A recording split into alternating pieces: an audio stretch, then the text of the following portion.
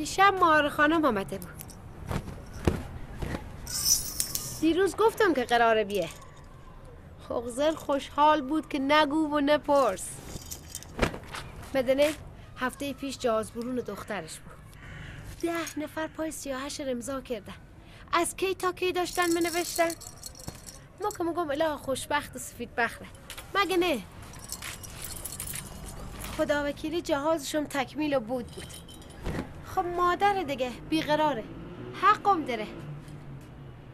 البته شما هم خیلی لطف کرده، دست شما درد نکنه.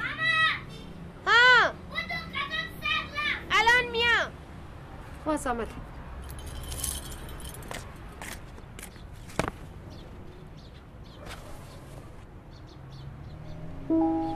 ببخشه ما دیگه باید برو. بازم دست شما درد نکنه.